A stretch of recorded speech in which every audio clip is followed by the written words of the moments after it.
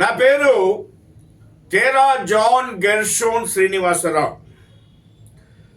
నేను ఈ వీడియోలో ఒక పొలిటికల్ అనలిస్ట్గా ఎలక్షన్ ముందు, అంటే మొన్న సాధారణ ఎలక్షన్స్కి ముందుగా డిసెంబర్ నెలలోనే మేము అనాలిసిస్ ఇవ్వడం జరిగింది.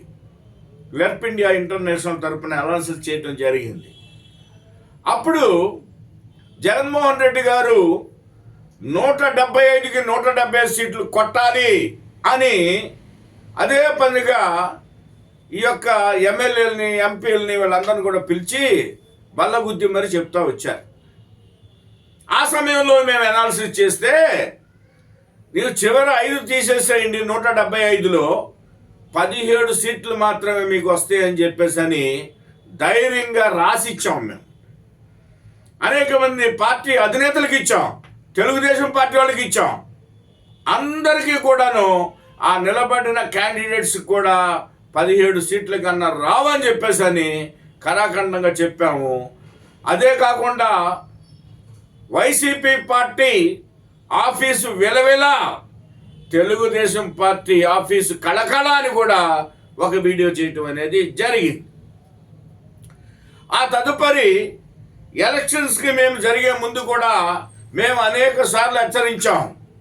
దానికి కారణాలు ఏమిటో అన్నీ కూడా మా వీడియోల ద్వారా మేము తెలియపరిచాం.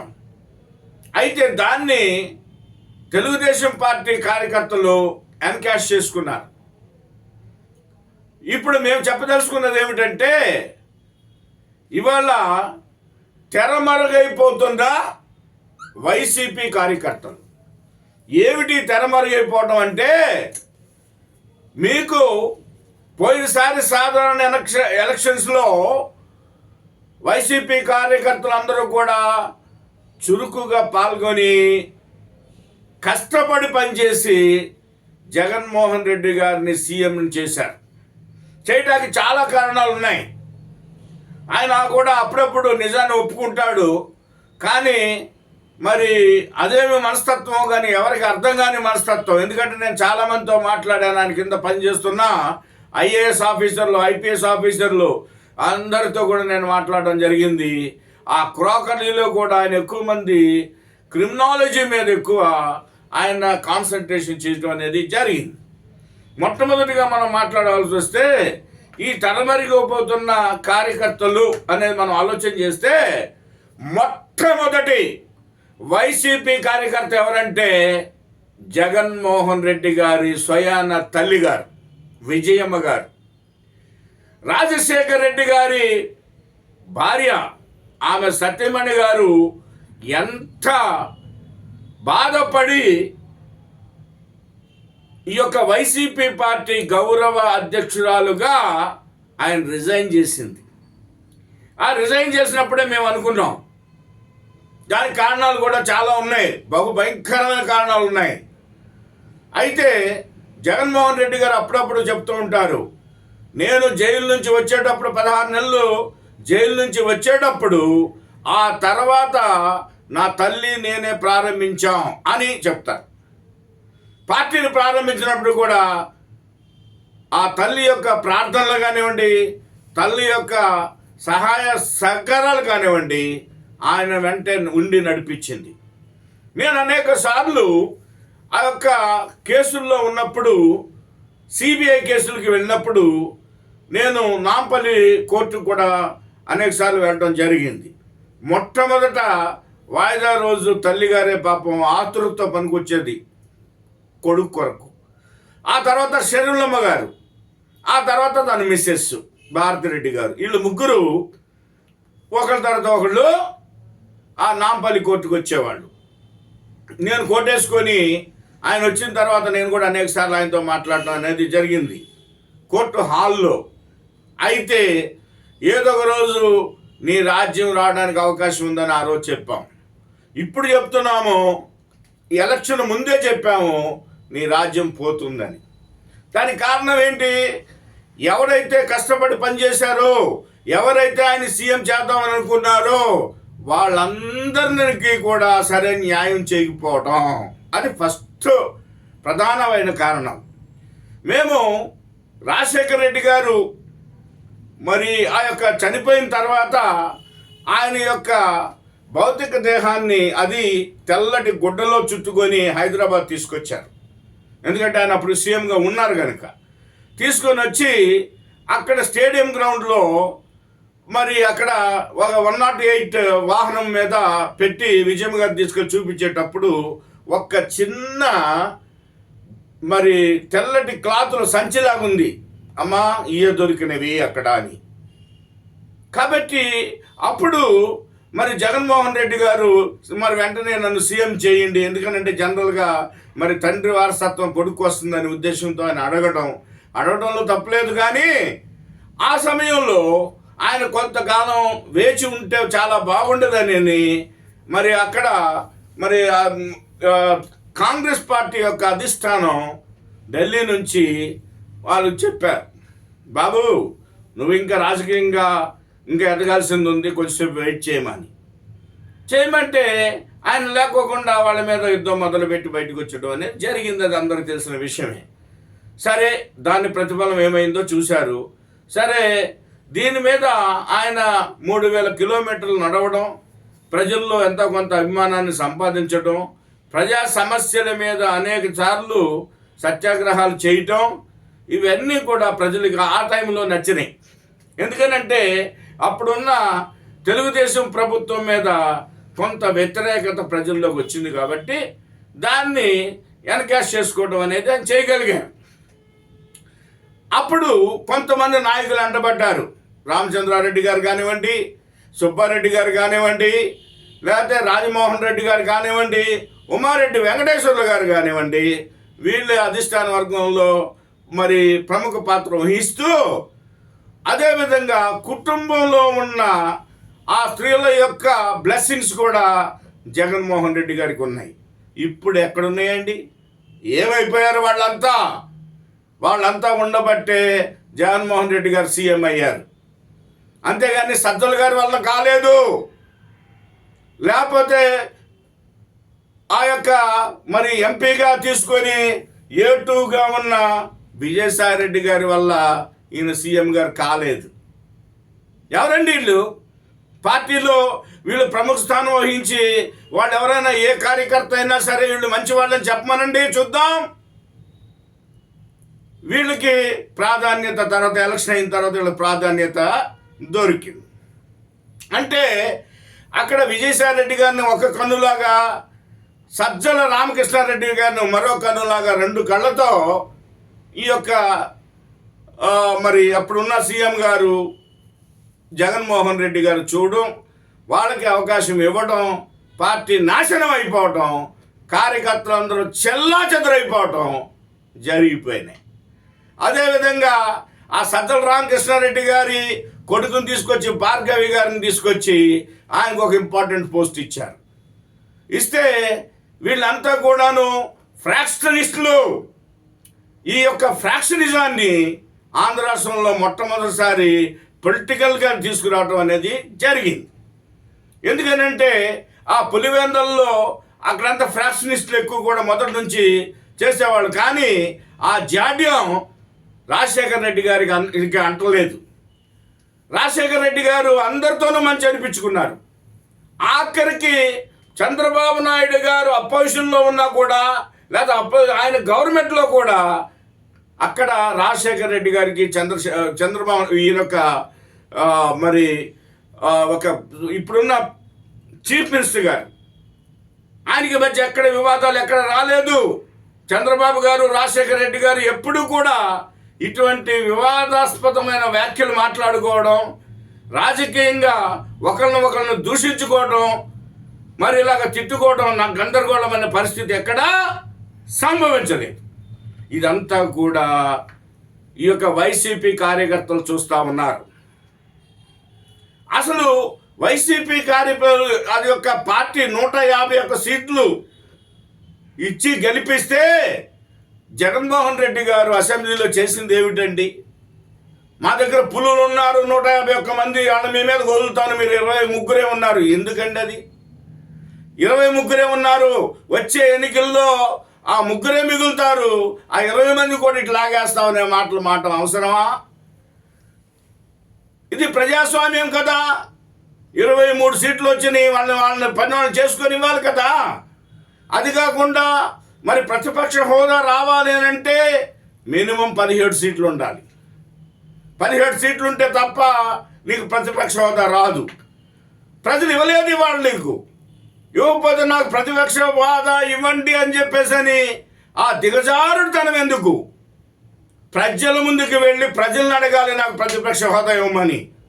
అంతేగాని మరి టీడీపీ వాళ్ళనో లేకపోతే ఇప్పుడున్న అధికార పార్టీనో టీడీపీ వాళ్ళనో అడిగే హక్కు నీకు లేదు. అది కాన్స్టిట్యూషనల్ రైట్, అది సంపాదించుకోవాల్సింది మీరు. ప్రజలు ఇవ్వాలి, మీరు తీసుకోవాలి. అంతేగాని చంద్రబాబు గారు ఇస్తారా మీకు? లేకపోతే టీడీపీ వాళ్ళు ఇస్తారా? లేకపోతే అక్కడ ఉన్న స్పీకర్ గారు, డిప్యూటీ స్పీకర్ గారు వాళ్ళు ఇస్తారా? ఎవరు? కాబట్టి ఇదంతా కూడా వైసీపీ కార్యకర్తలు వీక్షిస్తున్నారు. ప్రజలు, కార్యకర్తలు చాలా తెలివిగలవాళ్ళు. మారాల్సింది ఎవరంటే మీ నాయకులే. ఇవాళ వైసీపీ పార్టీ తరఫున మరి గత 5 సంవత్సరాలు ప్రభుత్వంలో అన్ని అవకాశాలు అనిపించిన వాళ్ళు మీ ఎంత ఉన్నారా అంటే ఖచ్చితంగా లేరని చెప్పాలి. మీరు నామినేటెడ్ పదవులు ఇచ్చిన వాళ్ళందరూ కూడా మీ వెనకాత ఉన్నారంటే లేరనే చెప్పాలి. వాళ్ళు ఎవరైనా నీ కొమ్ము కాశారా? ఎవరండి వాళ్ళంతా కూడాను? ఎంతమందికి ఇచ్చారు మీరు?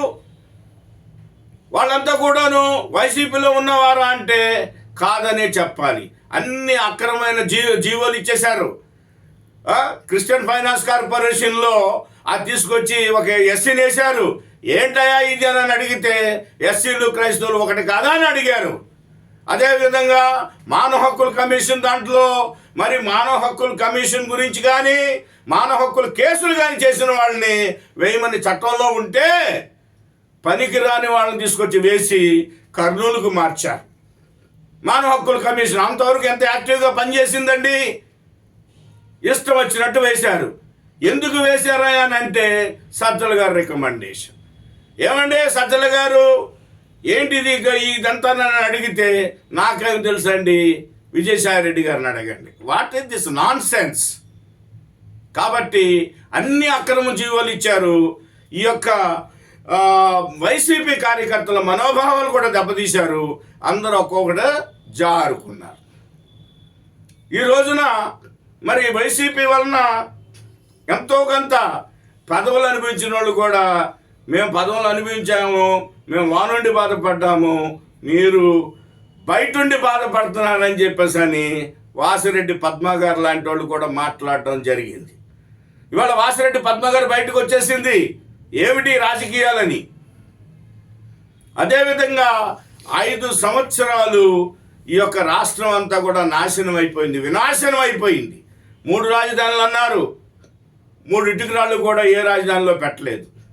కర్నూలు రాజధాని అన్నారు, కర్నూలులో ఏం చేశారండి? విశాఖ రాజధాని అన్నారు, విశాఖలో ఏం చేశారండి? అమరావతి కూడా మరొక రాజధాని అన్నారు, ఏం చేశారండి అమరావతికి? ఏమీ కనపట్టల్లా. పోతే సంక్షేమ పథకాలు అన్నారు, ఆ సంక్షేమ పథకాలు ఏమైపోయినాయి? ఆ సంక్షేమ పథకాలు ఎంతవరకు ఉంటాయి? నువ్వు ఏ రేంజ్లో ఇచ్చావు? అందరికి కూడా ఆ తెల్ల కార్డులో ఎంతమంది ఉన్నారండి? మేము చెప్పాము మొదటే. వాళ్ళు కూడా ఎంత విశ్వాసంగా ఉన్నారు? వాళ్ళకి అందరికీ అర్థమైపోయింది. వాళ్ళకి ఇచ్చినట్టు ఇస్తున్నారు, మిగతా అన్ని రేట్లు పెంచేశారు. ఆ రేట్లలో వచ్చిన డబ్బులన్నీ తీసుకొచ్చి వీళ్ళకి పిల్లికి భిక్షం పెట్టినట్టుగా పెట్టారు, మిగతాదంతా దోచుకు తిన్నారు అని చెప్పి మొన్న ఎలక్షన్లో నీకు 151 బదులు ఆ కూటమి వారికి 164 సీట్లు ఇచ్చారు. ఇది ప్రజాస్వామ్యం. కాబట్టి ఇప్పుడు మళ్ళా తిరిగి మీరు మళ్ళా 2027లో కానీ 29లో కానీ ఎన్నికలు జరిగితే మన ప్రభుత్వం వస్తుందని చెప్పేసి మీరు చెప్తున్నారు. ఇది చాలా అసంభవమైన విషయం. అంత తేలిగ్గా ప్రస్తుతం లేదు. మీరు పోయినసారి ఎలక్షన్లో ఎందుకు వచ్చారనే దానికి రీజన్స్ అడగండి, మేము చెప్తాం. అప్పుడున్న పరిస్థితులను బట్టి ఆయనకన్నా మీరు బెటర్ అని ఆలోచన చేశారు. మీరు ఒక రాజశేఖర్ రెడ్డి గారి కుమారుడు, ఆయనకన్నా ఒక చంద్రబాబు కన్నా ఎక్కువగా మీరు పరిపాలిస్తారు, రాష్ట్రానికి మేలు చేస్తారు, ఈ యొక్క కార్యకర్తలకు మేలు చేస్తారు, అందరికీ మేలు జరుగుతుందని ఆశించారు. కానీ ఆశించినంత పరిస్థితుల్లో జరగలేదు. అది అట్లా ఉండగా మీరు క్రైస్తవులు అని చెప్పేసి అక్కడ పులివెందల్లో సిఎస్ఐ చర్చిని కట్టించారు, బాప్తిసం తీసుకున్నారు, నుదుట సిలువ గుర్తు కూడా వేయడం జరిగిందని మా ఇన్ఫర్మేషన్ ఉంది. అక్కడ మళ్ళా రీకన్వర్షన్ చేసుకొని మీరు సత్యేంద్ర స్వామి దీనికి వెళ్ళి ఆ స్వామి గారి దగ్గర రీకన్వర్షన్ చేసుకొని పంగనామాలు పెట్టించుకున్నారు, హిందూ మతం తీసుకున్నారు. కాబట్టి మీరు ఇప్పుడు ఏమంటున్నారు, పైన నేను దేవుణ్ణిని, కింద మనుషుల్ని, వాటర్స్ని మాత్రమే నమ్ముకున్నానంటారు. మీకు అసలు ఏ దేవుడో చెప్పండి సార్. అమ్మగారు బైబిల్ పుచ్చుకొని తిరుగుతున్నారు, మీ సిస్టర్ గారు బైబిల్ పుచ్చుకొని తిరుగుతున్నారు, మీ బావమరిది గారు బైబిల్ బోధకుడుగా తిరుగుతున్నారు. మీ మతం ఏమిటి అసలు? అందరూ క్రైస్తవులు అనుకుంటున్నారు, మీరు క్రైస్తవులు కాదని చెప్పి నిరూపించేశారు. విశాఖపట్నంలో మీరు వెళ్ళి రీకన్వర్షన్ చేసుకొని స్వామి దగ్గర మీరు పంగనామాలు పెట్టుకున్నాడు, మీరు హిందువులుగా మారిపోయారని చెప్పేసి అందరికీ తెలిసిపోయింది, క్రైస్తవ లోకానికి కూడా తెలిసిపోయింది. కాబట్టి మన క్రైస్తవులు ఎవరో మీకు ఓటేయలేదు, మీరు క్రైస్తవులు కానే కాదు. అదే కాకుండా క్రైస్తవ మైనారిటీ కార్పొరేషన్కి ఒక ఎస్సీని వేసి క్రైస్తవులకి ఎస్సీలకి తేడా కూడా తెలియకుండా మీరు ప్రవర్తించారు మీ ప్రభుత్వంలో. అందుకే మీకు చక్కగా బుద్ధి చెప్పారు. అయితే మీ యొక్క రాజకీయ చరిత్ర ప్రశ్నార్థకమే. మీరు మళ్ళా తిరిగి పాత రోజులు వస్తాయి, లేకపోతే మీరు తిరిగి మళ్ళీ సీఎం అవుతారనుకోవటం వివేకం కానే కాదు. ఎందుకనంటే మీకు రాష్ట్ర వైసీపీ పార్టీ కార్యాలయాన్ని కూడా కట్టుకోలేకపోయారు. అవతల పార్టీకి రాష్ట్ర తెలుగుదేశం పార్టీ కార్యాలయం ఉంది, జిల్లాల వారీగా కార్యాలయం ఉన్నాయి, వాళ్ళు పటిష్టంగా పెట్టుకున్నారు, వాళ్ళు పటిష్టమైన కార్యకర్తలు ఉన్నారు. మీకు ఎక్కడున్నారండి కార్యకర్తలు? అంతా గమ్య గోచరం, అంత శూన్యం. నువ్వు కార్యకర్తలతో మీకు పని లేదు. దేవుడు నమ్ముకున్నానన్నారు, ఏ దేవుడు నమ్ముకున్నారో అర్థం కావడంలా. మరి దేవుడు అన్యాయం చేశాడా? మీ దేవుడు ఎవరో చెప్పండి సార్, మేము ప్రార్థించి అడుగుతాం. జగన్మోహన్ రెడ్డి గారికి ఆ దేవుడు ఎందుకు అన్యాయం చేశాడో అడుగుతాం. లేదు, మీరు పథకాలు ఇచ్చి ప్రజలు నమ్ముకున్నారంటున్నారు, ప్రజలు ఏం చేశారో మీరు చూశారు మీరు. కాబట్టి ప్రజలు వివేకులండి, నాయకులే మారాలి. ఏ పార్టీలో ఉన్నా కూడా నాయకులారా, మీరు జాగ్రత్తగా లేకపోతే మీ పదవికి అసలు అనేది మళ్ళీ తర్వాత అయినా వస్తుంది. వాళ్ళు ఎమ్మెల్యేలు కావచ్చు, ఎంపీలు కావచ్చు, పార్టీ అధినేతలు కావచ్చు, ఎవరైనా కావచ్చు. కాబట్టి నేను మనవి చేసేది ఏమిటంటే, ఈ యొక్క వైసీపీ కార్యకర్తలు అందరూ కూడా అగమ్య గోచరంలో ఉన్నారు. వారు ఏ పరిస్థితుల్లోనూ మరి కొంతకాలానికి తెరమరుగైపోవడం ఖాయం. జగన్మోహన్ రెడ్డి గారు ఏకైక అయిపోవడం కూడా ఖాయం. ఎందుకంటే గతంలో వాళ్ళ అమ్మగారు అన్న సపోర్ట్ చేసేది కన్నబిడ్డ అని.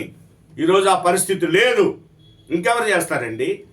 సొంత తల్లే హక్కుని చేర్చుకోకపోతే ఇంకా ఎవరు చేస్తారు చెప్పండి? ఎంత క్రిమినల్ అయినా, ఎంత దుర్మార్గుడైనా తన కొడుకు మంచివాడనే చెప్పుద్ది ఈ సమాజంలో.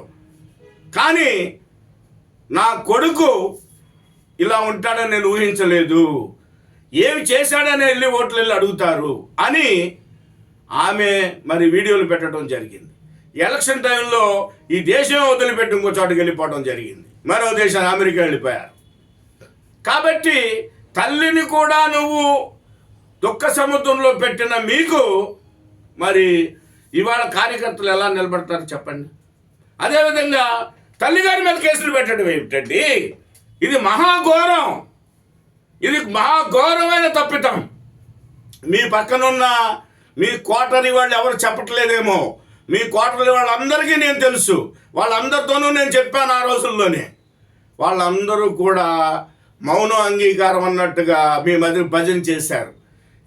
అయితే ఎవరన్నా చెప్పినా మీరు వినరని చెప్పేసి అని ఐఏఎస్ ఆఫీసర్లు కూడా మీ పక్కన ఉన్న వాళ్ళు అనేక మంది వాళ్ళు చెప్పి దెబ్బతిన్నారు. అది కాకుండా మీరు నడిచారని, మీరు రాజశేఖర రెడ్డి గారి కుమారుడని మీకు ఓట్లేస్తే సజ్జలు ఎవడండి? సజ్జల రామకృష్ణారెడ్డి ఎవరు? సజ్జల భార్గవి గారు ఎవరు? వాళ్ళకి మీరు పెత్తనం ఇస్తే మీ యొక్క మొత్తం నాశనం చేశారు. ఇవాళ తెలుగుదేశం పార్టీ అధికారంలోకి రావడానికి ఎవరైతే 151 సీటు కోసం వైసీపీ పనిచేశారో వాళ్ళే దించేశారు, మిమ్మల్ని వాళ్ళే దించేశారు. ఇవాళ తిరిగి తెలుగుదేశం పార్టీని కూర్చోబెట్టారు. ఆయనే బెటర్, చంద్రబాబు గారు ఈజ్ బెటర్ పర్సన్ అని ఇవాళ ఆయనకి అధికారం ఇచ్చారు. 164 సీట్లు కూటమికి వచ్చినాయండి. మీకు 151 సీట్ వస్తే మీరు అసెంబ్లీలో ఏం చేశారో, ప్రజలకు ఏం చేశారో, రాష్ట్రాన్ని ఏం చేశారో, 3 రాజధానులు అని చెప్పి ఏం చేశారో, అమరావతిని ఏం చేశారో, అసలు ప్రజానీకానికి అల్లకల్లోలం చేసేసి రాష్ట్రాన్ని అధోగతి పాలు చేసేసారు. అందుకే ఇవాళ మీకు ఇటువంటి పరిస్థితి వచ్చింది. మిమ్మల్ని దేవుడు కూడా రక్షించలేడు. దేవుని విషయంలో కూడా మీరు సరిగ్గా లేరు. హిందువుల దగ్గరికి ఏమో హిందువునని చెప్తున్నారు, క్రైస్తవుల దగ్గరికి ఏమో క్రైస్తవుని చెప్తున్నారు. నులివెచ్చవద్దుగా ఉండొద్దని బైబిల్ చెప్తాంది. మీకు అసలు ఏ దేవుడి మీద నమ్మకం ఉందో మీరు ఒకసారి తెలియచేయండి. ఏ దేవుడిని మీరు స్మరిస్తారో కనీసం వైసీపీ కార్యకర్తల కన్నా తెలియచేయండి. వాళ్ళన్నా దేవుణ్ణి అడుగుతారు, వాళ్ళన్నా ప్రజలను అడుగుతారు. మీ మేలు పొందిన వాళ్ళు కూడా మిమ్మల్ని అసహించుకునే పరిస్థితుల్లో ఇవాళ మీకు 11 సీట్లు ఇచ్చారు. ఇవాళ అసెంబ్లీకి కూడా వెళ్ళలేని పరిస్థితి మీకు వచ్చింది. ఇటువంటి దుస్థితి, ఇటువంటి పరిస్థితి సిద్ధమా అన్నారు. ఏంటి సిద్ధం? అప్పుడే చెప్పారు ఇంటికి వెళ్ళడానికి సిద్ధమా అని. వెళ్ళి కంప్లీట్గా నువ్వు తెర మూసేయడానికి సిద్ధమా అన్నారు. అందుకనే 2027లో కానీ 29లో కానీ ఎలక్షన్ అంటూ జరిగితే వైసీపీ పరిస్థితి ప్రశ్నార్థకం. పార్టీ ఉంటుందో లేదో కూడా చెప్పలేని పరిస్థితి. ఏ కార్యకర్త మేము వెనకాతలు నిలబడే పరిస్థితి ఈ రాష్ట్రంలో లేదని అగమ్య గోచరంలో వైసీపీ కార్యకర్తలు ఉన్నారని మొత్తం వైసీపీ పార్టీ కానీ కార్యకర్తలు మొత్తం కూడా తెరమరుపుగైపోతున్నారని మీకు ఈ వీడియో ద్వారా మేము తెలియజేస్తున్నాం.